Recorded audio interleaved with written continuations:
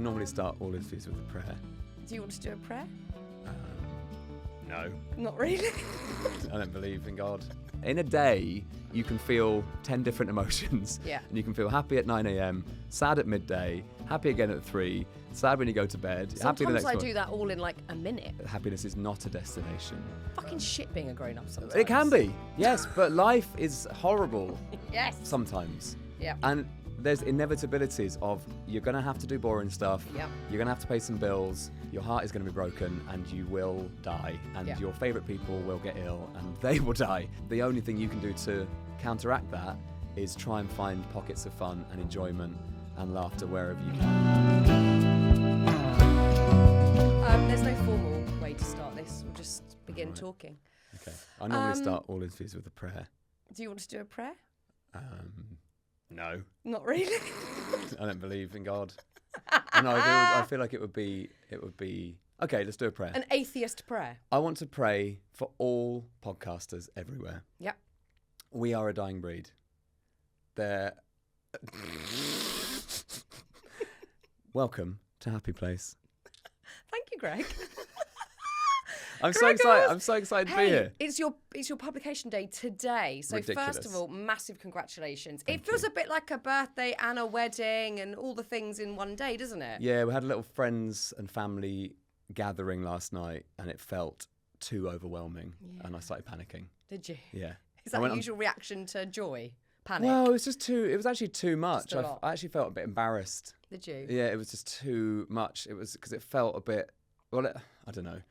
I felt it felt indulgent, but it wasn't indulgent. No. But naturally, I wrote was it like, "Oh, thanks for coming." Yuck. Awkward. You all came here. Oh, I feel Very British of you. Yeah, but it was really nice, and I just feel elated. Honestly, I feel elated and liberated that this thing, that I made the thing I wanted to make. And that's you're so lucky if you do a creative job or any job really, but a job where you're making stuff and you get to make the thing you wanted to, like exactly. And I look at that thing and I think, God, that's exactly what I hoped it would be like. Yeah, it's just come out of your head. And although this is the first day for everybody else to enjoy it, I think the publication day is a bit of a full stop because you've worked for so long from, the initial idea to the laborious sort of, process of writing it and editing it. Today it's done and it's out there. No going back. No going back. It's so exciting. And I don't take any of it back. I wouldn't want to. I really stand by it. It's like a real snapshot of what I believe and feel like who I am at this moment. And that's a really nice position to be in where I can just actually write that sort of thing. I feel very lucky that I get to do it, but it's so nice. And I hope it's really helpful. That's the main thing. I want people to read it and go, oh, that's an interesting way of looking at stuff.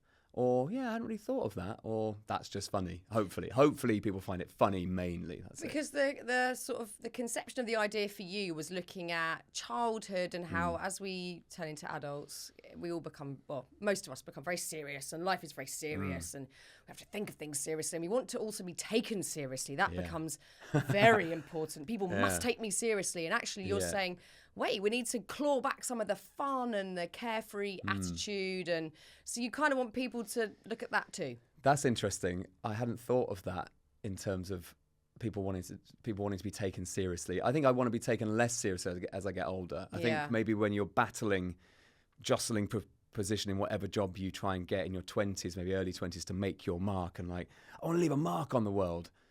That's the moment you're like, take me seriously as a grown-up. But actually that, I look back on that and go, oh, I didn't know what I was doing at all. I had no idea what that even meant.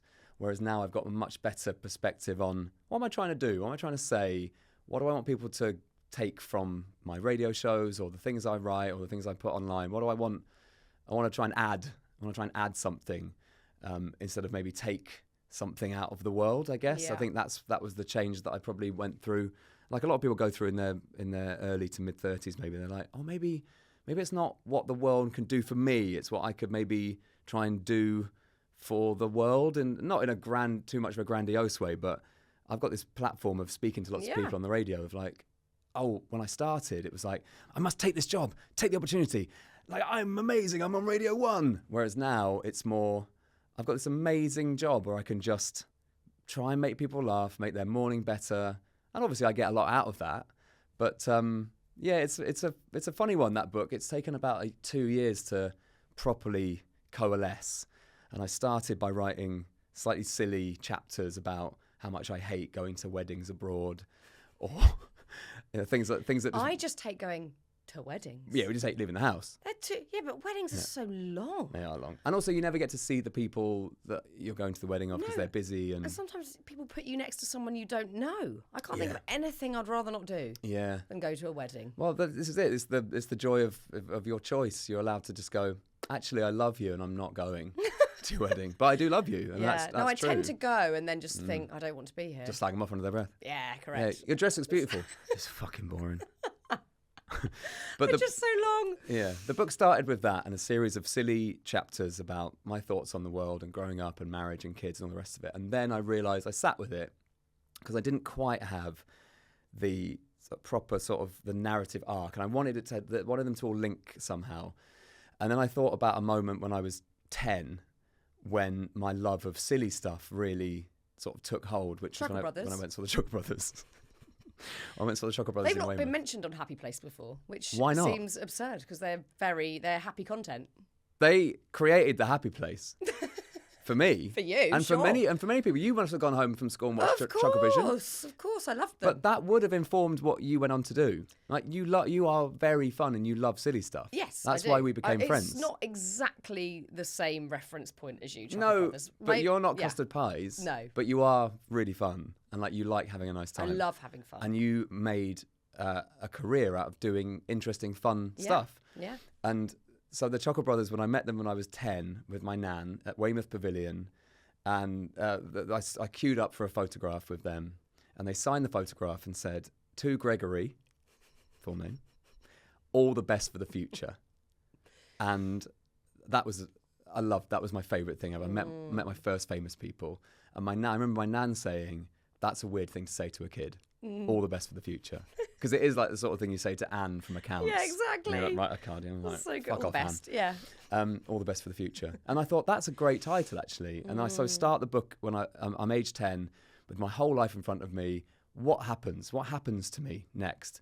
And then I go through all the life stages, and that's what the book became. It was like a reminder of all the checkpoints you do go through, but just making sure that you want to do them all. Yeah. Making sure that you want to get married. If you want to, society sort of says you must get married, and then it says you must have children. You must have children. You must do this. You must take it. You must do a job. You must do a serious job. And it's sort of looking at all those things and going, are you absolutely sure that you're doing all the things that you want to do? And at the same time, reminding yourself of all the childhood passions that you had that make you. Because I do sort of think that you at 10 is sort of the most pure you can be. Yeah, without a doubt. And you're right. You get society sort of conditions you and knocks a lot of that out of you that, you shouldn't. I think one of them is like prioritizing fun. Mm-hmm. We see it as so frivolous and like, I haven't got time for fun. I had like a huge portion of my 30s. I got very serious and I became very uptight. And I think because I felt so out of control in certain parts of my life, everything became like controlling, and I was micromanaging everything, and I was like, I mustn't have fun. Fun is risky. Fun is dangerous. If I have fun, something bad will happen. And in my 20s, I was very good at having fun. Yeah. And I could still emulate fun at work, but I think in my private life, I was like, I don't have time for fun. I'm far too serious. And now, and like going back to what we were saying earlier, I wanted to be taken seriously because I think I came from kids TV, where obviously you're not taken seriously. And then I was on Radio 1, but I never felt like I was fully a DJ because I came from TV, so I had to prove myself. And I was doing Celebrity Juice, which was silliness. And it's like, I need to be... So I think I started Happy Place with a little bit of that energy, like I need to be taken seriously. That's interesting. And now I do not give a shit about that at all. I don't care if people take me seriously or not. I want to do exactly what you said a moment ago. Hopefully leave people having, listened to an episode, feeling a bit, less alone, a bit better about their day or their life or whatever. Yeah. And whether they take me seriously or not, I couldn't give a toss. But I felt it was, but I think it was a coping mechanism and a safety thing. And actually now, I'd say in the last sort of few years, I really want to have fun. And maybe that is because, I'm bit older than you, but you're getting to your 40s and it's like, shit, time is going quickly. I can't believe I'm 44. What the hell? I need to start really, like, it's not in the future, it's today, it's now that I need to find little bits of fun, little pockets of not taking it seriously. But I think as adults, we're not really told that. It's not really encouraged. Or people that are very, I probably would have felt 5-6 years ago gone, oh, well, it's all right for them. They've got time to have fun. I'd be quite judgy about it. We can all find time to have more fun. That's so interesting that you started Happy Place and you felt like you were more serious than you are now. Yeah, I felt a need for people to see me as like, oh, she knows things, she has a brain, she's read books, which I've always done, but I didn't get to showcase that. Fun people read books. Fun people read books. I mean, that you only become fun by reading books. Like you only know about things because you get to read. Yeah. I am completely with you on, I think I had a version of what you're talking about, and it's because you can get transfixed on a certain thing. And I think I wanted to make my mark on Radio 1. I wanted to be like, can I get the Drive Time show? Can I get the breakfast show? And actually lost sight of why I got into it in the first place. Why did I go to my local hospital radio station when I was 14 and just watch the old guys like putting the CDs away and doing the show and stuff? Why did I do it? Because I loved radio and I just was interested in it. It was a passion of mine. And then, but that happens in life. And that experience has helped me write this, which is you can just get swept along. And you lose focus on stuff, and you lose the reason you're doing things. Like you lose the reason why you might want to have kids. That might be the most brilliant thing for you, but some people just go into it. They just sleepwalk into it and go, "Yeah, I'll just probably do that now." I think most people do. Do you actually want to do that? And I think that was a turning point for me. Like it sounds like it was for you, where you just go, "Actually, I'm going to return to who I really am, which is who I was as a kid, as a teenager." And when I was 18, I think I was most fearless with just going for radio, wanting to get onto Radio 1, just because I just thought I could. But it wasn't like a blind ambition. It was just like, this is really fun. I'm just going to fuck around and see if it happens. And it did happen. And now I feel much closer to who I was as a teenager and an 18-year-old than I ever have done. Yeah, and that feels really exciting. And that was the breakthrough. And I thought, well, I'm not special. That can happen to lots of different people. So hopefully that can be a reminder for others. It's like, do the stuff that makes you happy, and you don't have to make it all into work either. No. I mean, we've done that a hell of a lot, and it's a tricky one because you want to remain enjoying it. But I think it's so interesting returning to that version of yourself, because I think a lot of us, I certainly, I speak for myself only, have sprinted at times so far away from that version of myself, and I think I made this discovery, it might have been 5-6 years ago, where my friend sent me a video of New Year's Eve when I'm about, I don't know, 19, 20. I've got a terrible haircut. I wanted to look like the John Frieda twins. I ended up looking like Rod Stewart. It was so bad. And we're really shit-faced, and we're filming ourselves, and it was like on a video camera, and we are hysterically laughing and being so silly. And I remember that moment, and I was so carefree in it. And maybe 5-6 years ago when I wasn't feeling so great, I was like, oh, where's she gone? Like, where's that version gone? And I'd spent so long running from her, like, oh my God, she's common, she's uneducated, she didn't go to university. And I was sprinting, read more books, know more stuff, interview more, more important people, so people don't see that version, keep her hidden, hide her the fuck away. Don't let anyone look at the old version of me.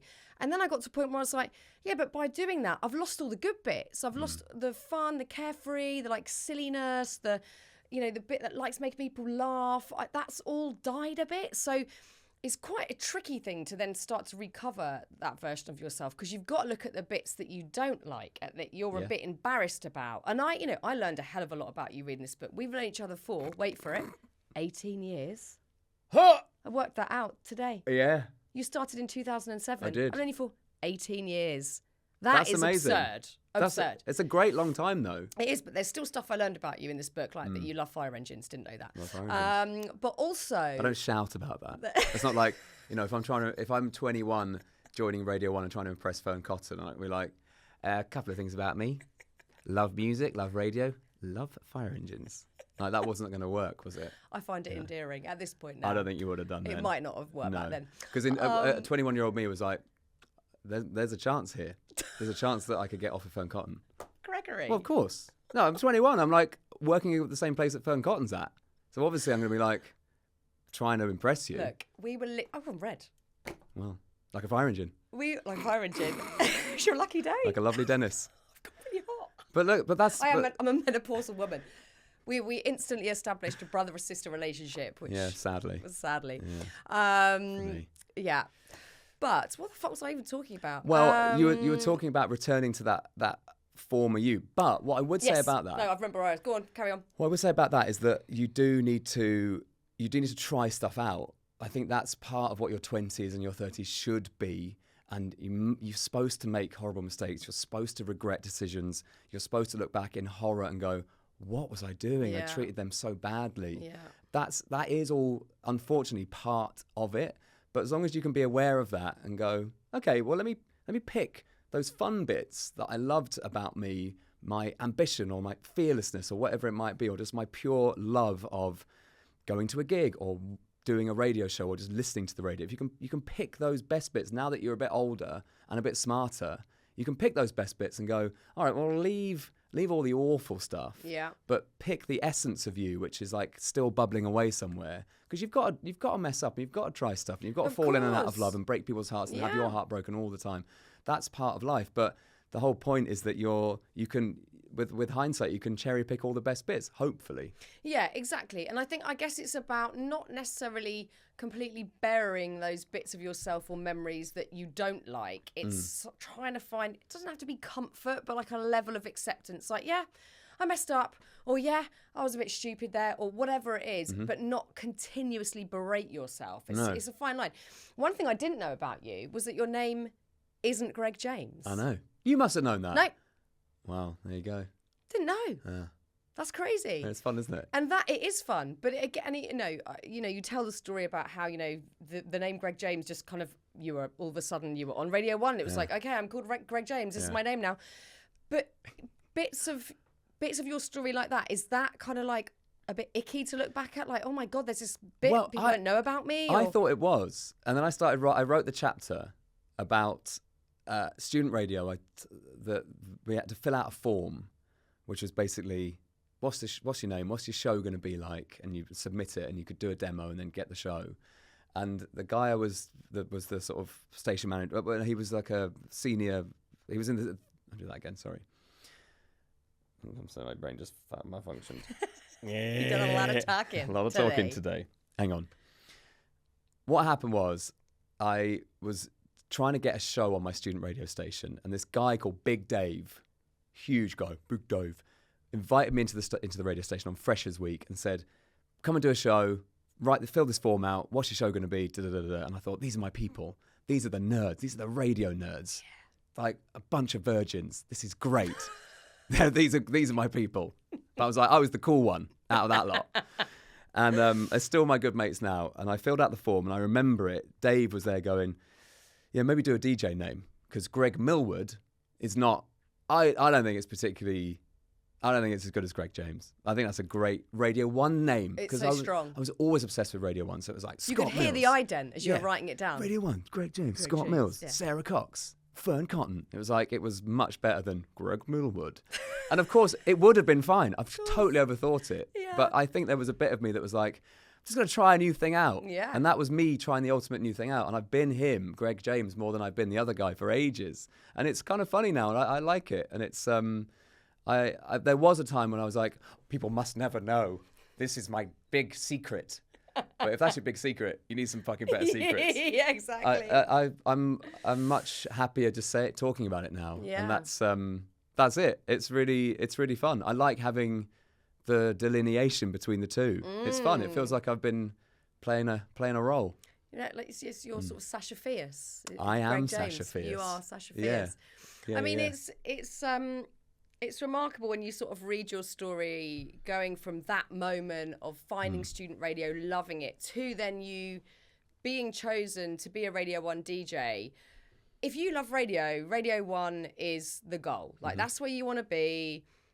I had a weird, sort of went off on different tangents and did TV first, but I always had Radio 1 in my sights. Of course. It's just the coolest place to work. And of course, it's so hard to get that gig. And there are thousands of other kids doing student radio, in your case, that want to be doing that. So, of course, you've got to be good, which naturally you're brilliant at storytelling, you're articulate, you know what you want to do. But I think the other part of it is you have to be obsessional. Would you agree? Yeah, I think that's true. You have to love it. You have to absolutely know what the radio station's all about. And I was very lucky that I had just listened to it forever. And I just thought, I remember listening to it and thinking, I could do that at some point. I don't know how, but I feel like I could do that. I know I sort of knew how I could fit in a weird way, because I loved what it stood for. I loved the spirit of it. I loved music. I loved live music and just funny stuff and just things, just silly things. And it just felt like, I don't know, it just felt like a bunch of people I wanted to hang out with. That was the mad thing. And actually, in writing the book, I freaked out one day because I wrote a bit about how I took my radio, because I'm old, my actual hi-fi to university, and set that up first in my room because I wanted my mates there. And that sounds lame, but I don't care. It is lame. No, it's not lame. It's cool. It's not cool, but it's cooler than fire engines. I love that we're just listening to your internal dialogue. This is Happy Place, where Greg James is having a conversation with himself about things. But I had that lineup with me, which you were on. But that daytime lineup at the time was Moyles, Joe Wiley, Colin Edith, Scott Mills, Zane Lowe. And then 3 years later, I was on it. I was on that lineup. That's mad. But I sort of thought, I think that might happen. Yeah. Weirdly, I just thought I could probably do that. I don't know how, but it could happen. I love that. I know that feeling. I love that feeling. And I think, again, it's a feeling that over time is harder to grab hold of. Because I had the same as a kid. I think, perhaps we were lucky that we had maybe parents, or I certainly had like drama and dance teachers around me. I went to like a real, local dance school, not like a stage school. But everyone was really, you can do it kind of attitude with everyone. And my parents are pretty laid back, so they're always like, yeah, you want to do a thing, you do the thing. Yeah. And I certainly had that, like, yeah, I could be on the TV, I could do it. And it's not a cockiness. I think it's a childlike, perhaps naivety, but you really do believe, why not me? There's, why other people? Why not me? And I think as you get older, I'm speaking for myself again, but I find that really hard these days to go, yeah, I could do that. I'll go, yeah, I could do that. And then I'll go, oh yeah, but that could be a tricky problem. And then there's a risk there. And then I've talked myself out of it. Yeah. I didn't have any down talk before. It was just, I'm going to do it. Has it got harder, do you think? It does get harder because of being a grown-up. That's the whole point. So fucking shit being a grown-up sometimes. It can be, yes, but life is horrible. Yes. Sometimes. Yeah. And there's inevitabilities of you're going to have to do boring stuff. Yep. You're going to have to pay some bills. You're going to have to do some days of work that you really hate. If you're lucky, you get to do a job that you kind of like or love. That's amazing if that's the case. Your friends are going to be horrible to you. Your heart is going to be broken and you will die. And your favourite people will get ill and they will die. All of those things, I know that sounds bleak for a podcast called Happy Place, but in order to process all of in order to get to the fun and the joy, you have to process the fact that is all going to happen. Yeah. So take that as read. So the only thing you can do to counteract that is try and find pockets of fun and enjoyment and laughter wherever you can. Yeah. And I think that's the hardest thing about being a grown-up. If you're lucky enough to, have a job and have a roof over your head, that's obviously really important. But if that's sorted, the hardest stuff you will face is having to deal with the fact that all this grown-up stuff actually has to happen, but you've got to try and carve out space for some fun along the way. I mean, our job can be helpful in terms of, it does force you to do that sometimes. I can turn up to this studio and think, I haven't got it in me, I'm tired, I don't feel great. That's what you said to me earlier. Exactly. So you couldn't be asked for this one. At all. But you do sometimes just turn up in a shit mood, and then by the end of it, you're like, I feel absolutely brilliant. I've learned something new. Yeah. I enjoyed the company that I had, and you feel genuinely lucky. You're doing that every day, and when I was at Radio 1, it is a strange pressure that you can have all sorts going on in your personal life, but when you put that microphone fader up, you need to be jolly, You need to have some stories in the bag. You need to be there for the listener, whether they're having a good day or a crap day. It's a really strange switch that you have to turn on. And you talk about a real specific moment in the book where there was some family illness going on and you were dealing with that, and it was really bloody stressful. But you do have to show up and be at work, put that microphone up, and you're on. That's the hardest thing about being a grown-up, is you have to show up. You have to be there with your kids or your partner or your job. No matter what's going on, you have to keep going. And that's the thing that you've just got to try your very, very best to do. Because the alternative is giving up. That's just not the option. But I guess with your partner or kids, you can be a bit ratty, and because you're going to be loved. Whereas on the radio, well, yeah, you can't be. I guess I've thought long and hard about that as well. And really, the thing I think that links everybody is that we all want to be together. And then I sort of think, if I wake up and I'm feeling awful and it's 5 o'clock and I'm stressed and I've had a row or my dad's poorly, which has happened a lot in my life, I just think, well, let's go and hang out with some people. And that tends to, naturally, that's my reaction to anything anyway, which is I'm feeling sad. I feel like I'm spiraling or I'm having a panic attack or something. Let's go and hang out with some people.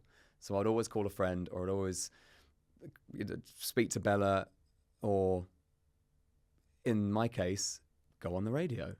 And actually, that's an amazingly fortunate position where I turn up to that show, I can sort of put on my Greg James mask,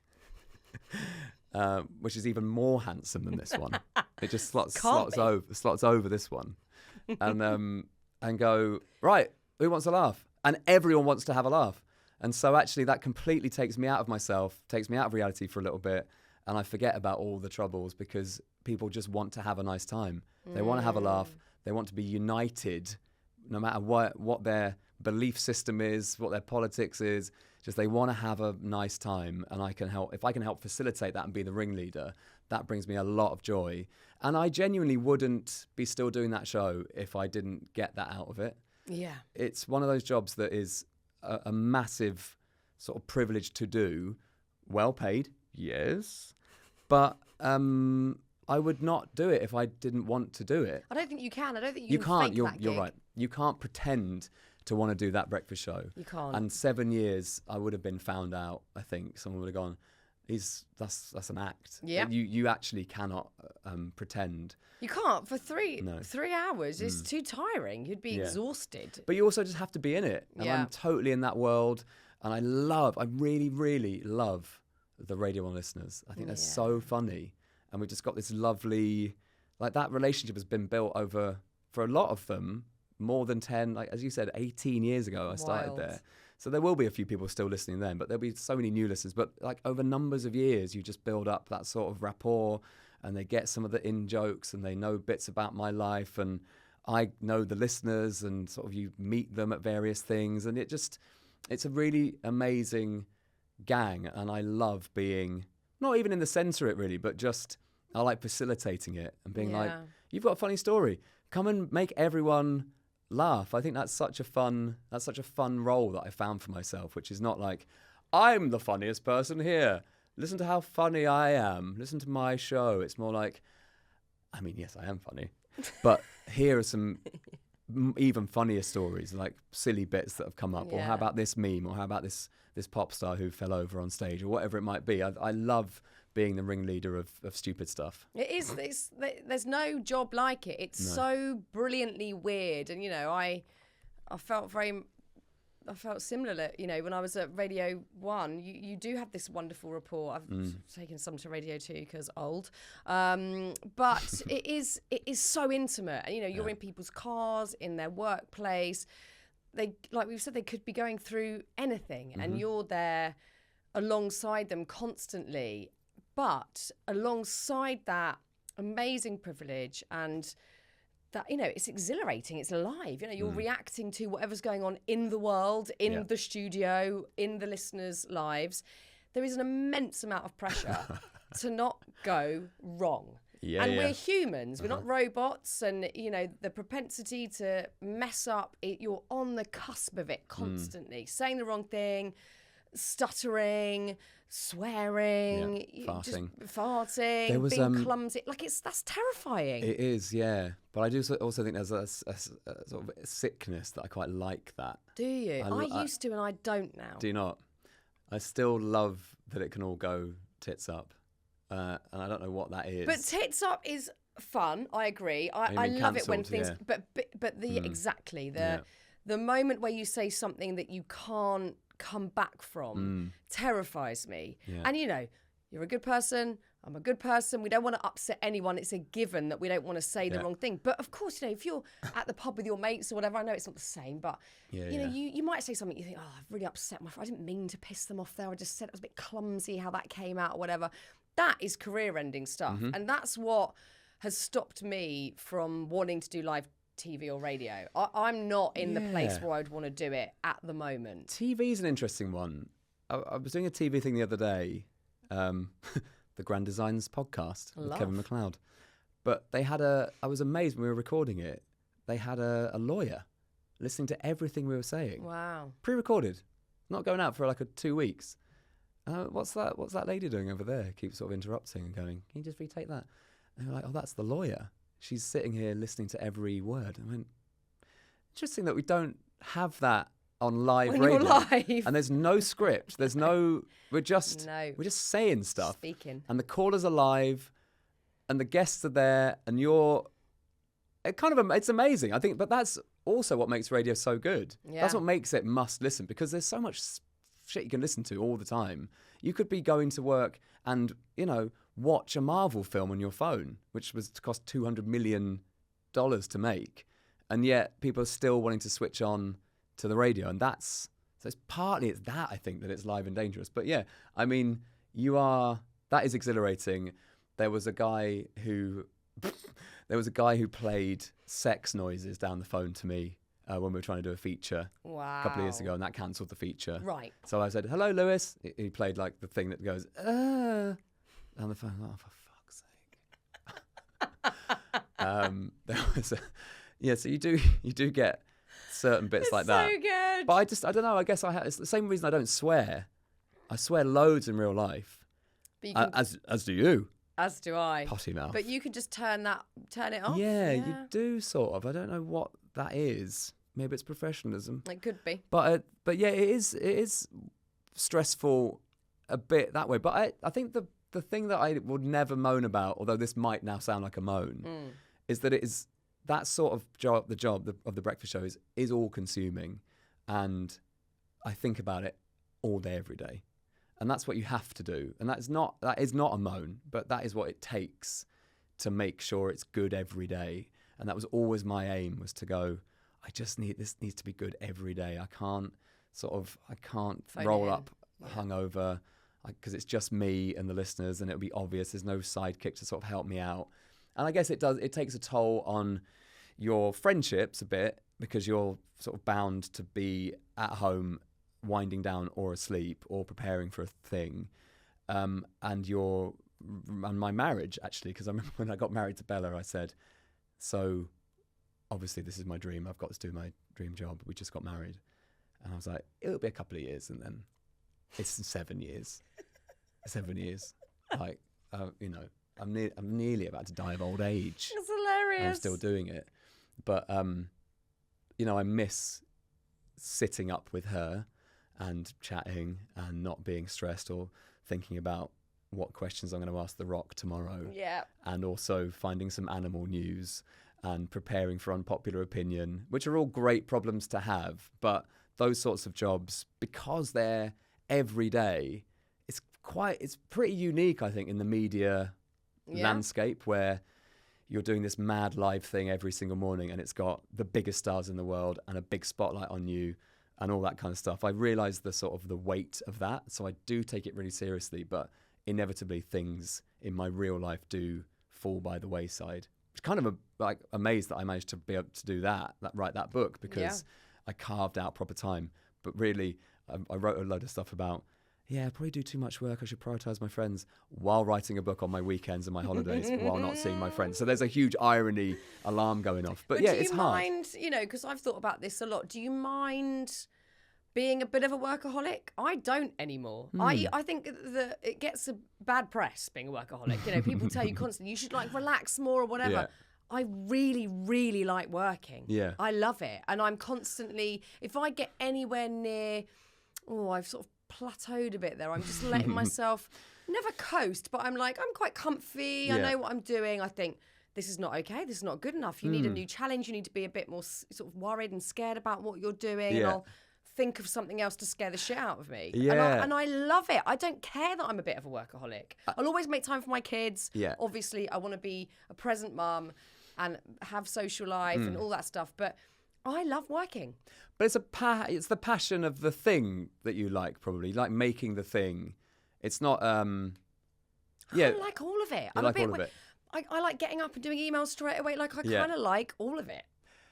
Do I agree with that? Sort of. Yeah, I mean, I think I'm a radioaholic. I am addicted to being on the radio. I feel very free and joyful and my full self, and I feel able to express myself, and that is such a privilege to be able to just open a microphone and just say a fucking mad thing or do a stupid accent or whatever it is. Not an offensive accent, by the way. Never.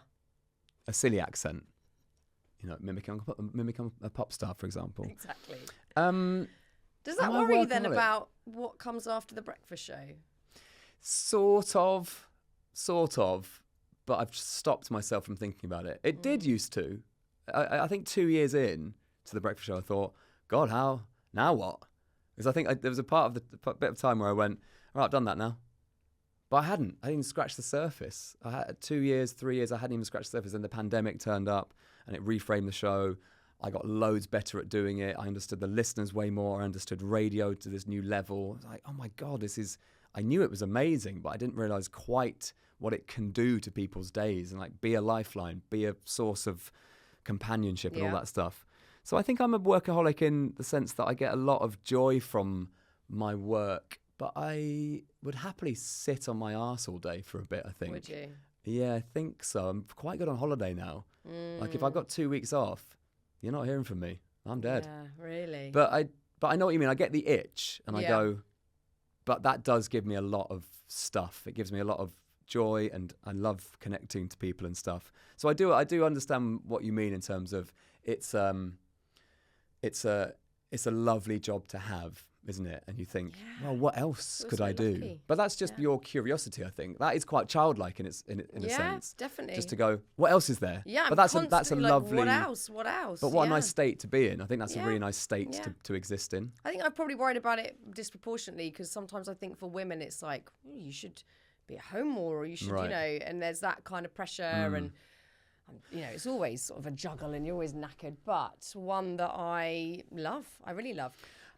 Just on that, I think there's a danger, there's a balance there between loving work and being a workaholic, but actually then that phrase of do a job you love and you'll never work a day in your life is not actually true because I think it's a load of shit. You are working. Yeah. And you have to, as long as you realise you're working and that you also need to switch off and have a life and your job doesn't become, your dog doesn't become you. Your dog doesn't become you.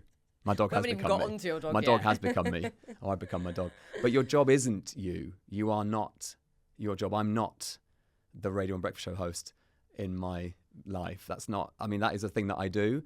But to my wife and to my friends, I want to be Greg and I want to be a really good friend and a great brother and I want to be a really good son. And those things, as long as those things are in balance, then go to work and be fully in it. I think I totally agree with that. Also, I guess it's important to distinguish the love of the job versus if I become the Radio 1 breakfast show DJ, that must mean something. I must then be an okay human. Like I'm doing well. Like as long as it's not fully supporting your self-esteem, because I think, I'm certainly not in that period of my life now, but back when I was maybe in my 20s, I certainly thought if I reach certain levels of this career or there are certain accolades, people will see me differently and then maybe I'll like myself more. And none of that happens. Like it's the most obvious end to a story that is rubbish. And actually that stuff has to be cultivated from acceptance and looking at yourself and growth and learning, and then you can actually maybe enjoy the job more and you can still have big goals, big challenges you want to set yourself, but you're doing it for you, not for the, creating this framework that holds up all of your confidence in one place? Well, I thought that I would be complete at one point in my life if I got the Radio and Breakfast show. I thought that would be it. I thought that would be job done. Yeah. I fucking smashed it. I'll finally reach happiness. Finally. And that was completely wrong. And obviously meant that at that time, then I should not have got it. And I didn't, because obviously lots of smarter people than me went, no, not him. He's nowhere near ready. That's not what's going on. But when I separated my self-worth and my self-esteem from getting the big gig that I always thought would be really fun to do, turns out it is really fun to do. And it meant, in the nicest possible way, it meant less, because if I hadn't have got the breakfast show when I got it, I wouldn't have died. But I got it and I was like, yeah, I'll give that a go. That'd be really fun. I'm really up for that. But it didn't mean that my life was complete and that I'd finally arrived. It wasn't that at all. I'd sort of arrived at myself a few years before that, which was just to say, I'm really enjoying my stuff here. I've got some really lovely friends. I really like my family. I had a really good girlfriend at the time. I was like, what a nice time I'm having. And I've got enough money to go on nice holidays and go out and not worry about buying lunch and all that kind of stuff. And I thought anything from this point onwards is a bonus. And I've had that attitude really since I started breakfast, which was anything that happens from here is a bonus. And I do genuinely believe that. And it feels really liberating to say. I mean, you talk about your suspicions about the concept of happiness, which I thought was really interesting. Yeah. It's no coincidence that I chose the name Happy Place for the work that I'm doing, because it's loaded. It's something that we see as a futuristic, something that's attainable only in the future. Yeah. I'll be happy when I get the job, I get the Absolutely. partner, I get divorced, whatever the thing is, it's in the future. And actually, and most of us are living like that really subconsciously all the time. Even though I know all this stuff and I talk about this stuff all the time, I still slip into it constantly. Oh, like next week when I've got that book edit done, and then I'll be able to be happy. And it's such nonsense, but we constantly live in that cycle of believing it's coming. So what are your thoughts on happiness? Why are you suspicious of it as a concept? Well, I actually thought, I was thinking about you a lot during that bit of the book, because the word happy is tricky. It's really tricky because it isn't necessarily a destination, and it's certainly not a destination you can sit at for long. So I think we're sort of conditioned that happy is the default when we're kids. We're like, just do this and you'll be happy. Like, keep smiling, be happy. And that comes and goes. And I think it's supposed to. Of course. You're supposed to feel happy every now and then. In a day, you can feel 10 different emotions. Yeah. And you can feel happy at 9 a.m., sad at midday, happy again at 3, sad when you go to bed, happy the next Sometimes I morning. do that all in like a minute. Yeah. That's okay. Ever changing. During this podcast. Correct. It's all the emotions. Boredom, despair, intolerance. Rashes have appeared. All sorts. But I think that's the thing that I wanted to try and hammer home, which was that, as you said, that happiness is not a destination, but there are lots of life. It doesn't just go, I do this and this and this and this and I'll be happy, which is why the sort of the retirement thing I've always found really interesting. Even when I wasn't doing a fun job, I always questioned like the idea of retiring. Like, keep working, keep working, keep working, keep working, keep working, keep working, keep going. You're 70, now you can enjoy your life. Yeah. Well, I mean, yeah, there's some sprightly 70-year-olds. My parents are 2 of them, but not quite as active as you maybe were when you were 30 or 40. So you've got to try and, if you can, try and do some of life now. Today. Because also you don't know if you're going to get to 70 and all that kind of stuff. You've got to do it now. So really, I think contentment is better, and I feel I feel content more than I feel extraordinarily happy. You have moments of elation and happiness, much like you have moments of sadness, but trying to chase the happy thing, I find quite difficult because it implies that if you don't reach that, you've failed. Yeah. Basically. Yep. And the default, I don't think, is everything's going to be fine. I think, I don't mean it to sound depressing, but the default should be, yeah.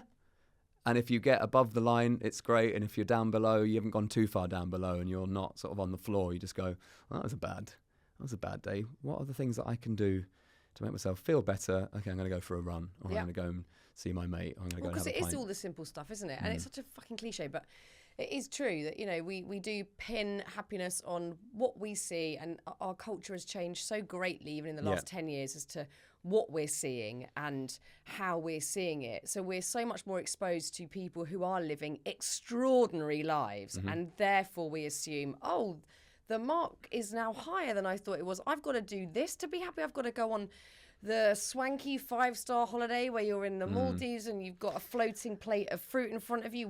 But actually, it's all going to come from what you've just said there. Like, what makes you feel content or okay, or just like your baseline is just, yeah, I'm doing all right. I've been for a run. I've checked in with a friend. I've eaten a nice meal. It's all that stuff. Yeah, I mean, look, speaking from a place of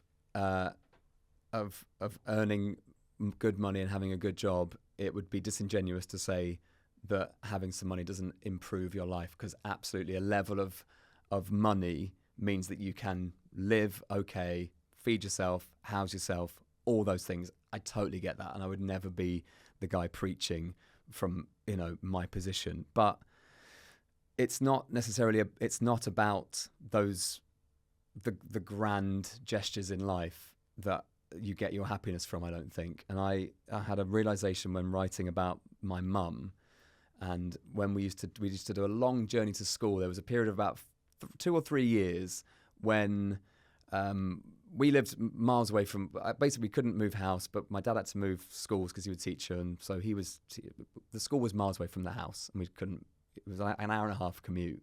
But those years I look back on so fondly, because I was with my mum for 90 minutes to school, 90 minutes on the way back, and we would just chat, we would listen to the radio, listen to music. And I remember every single day she would put some fruit gums in the glove box she was a teacher as well, from her school tuck shop, in the glove box, and I would open them and have them on the way home every single day.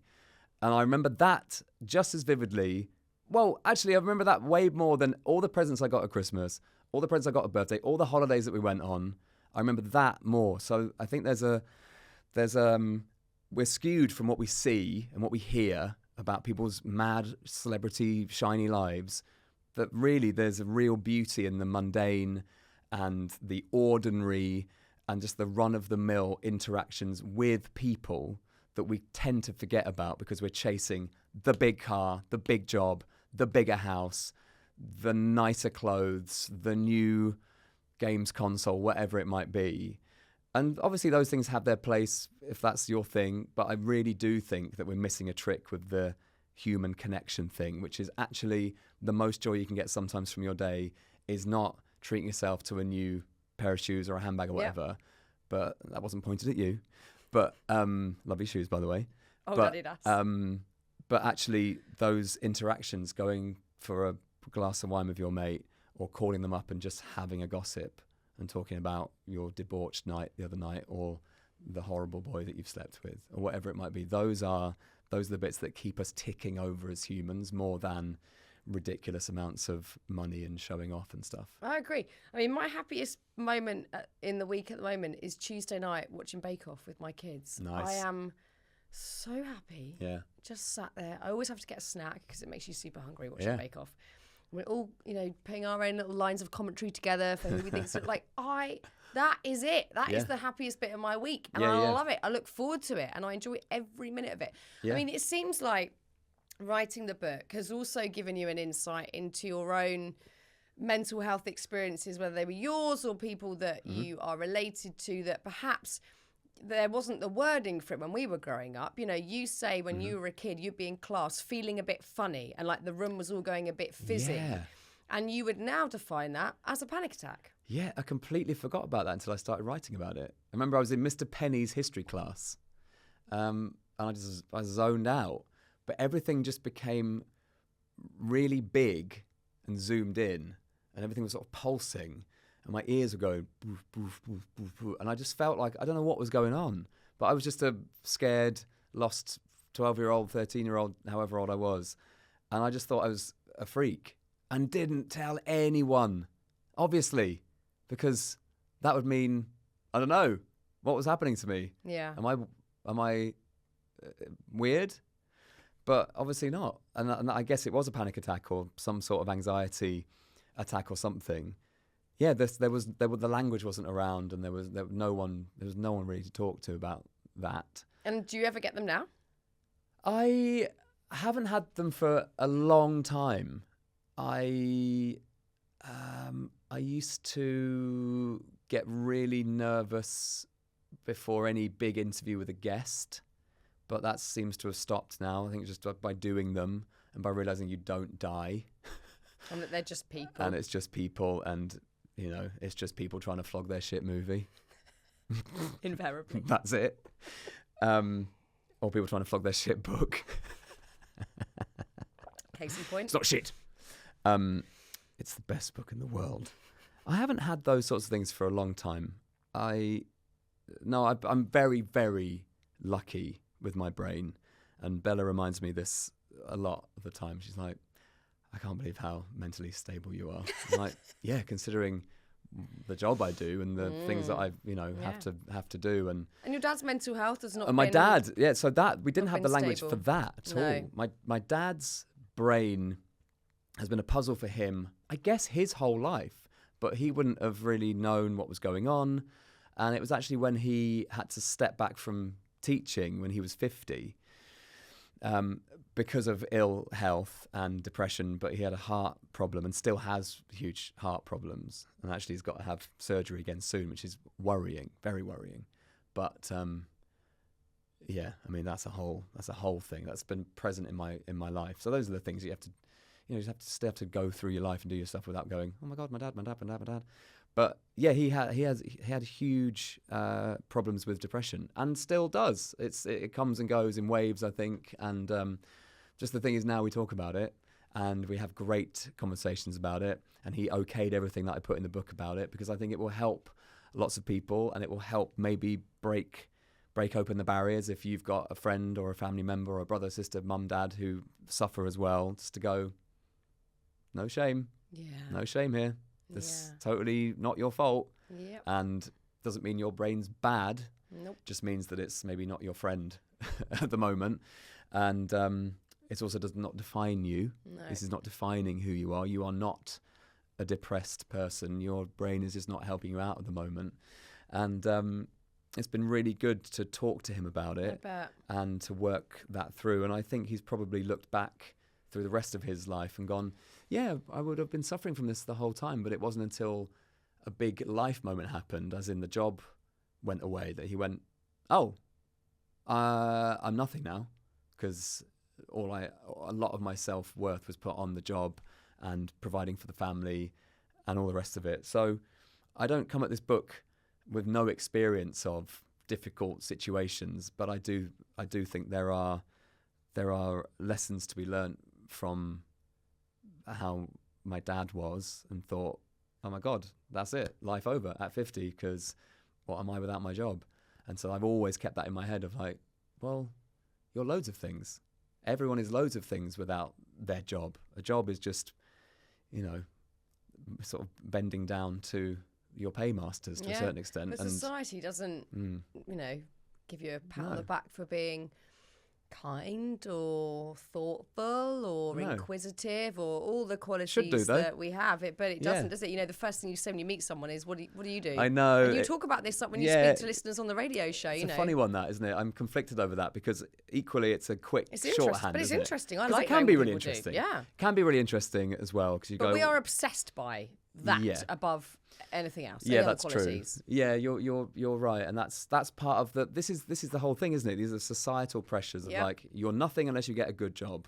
Well, that's just not true. Nope. You can have a really lovely job that just pays your way, give yourself a nice life, and it doesn't define you. And you leave your work at 5 p.m. and you go off and have a lovely evening. You go and join a sports club. You go and fly a kite or whatever you want to go and do. And that's wonderful. Yeah.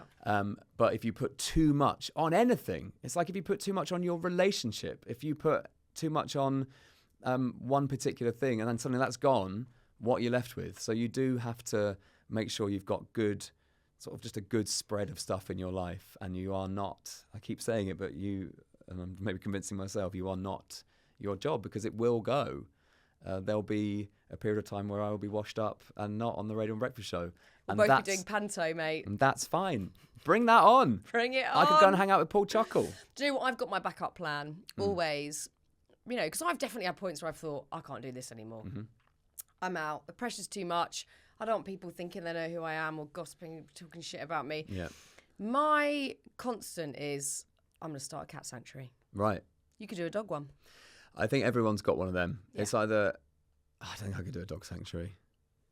I could, I think it's bookshop for me. Bookshop. Yeah. Like Hugh Grant in Notting Hill. Are we thinking that kind of vibe? I think that's what everyone thinks. That's what every slightly floppy haired man thinks. They're like walking around with a tote bag. Just waiting for Julia Roberts to show up. Yeah, looking interesting. I've read all these. See these? I've read them all twice. Yeah, I think that's probably it. But this is it. I've sort of posed this question of like, who's to say I would have been any happier doing the job that my mum and dad did? Both teachers. I would have loved that. In another world, I would have loved to have done another thing.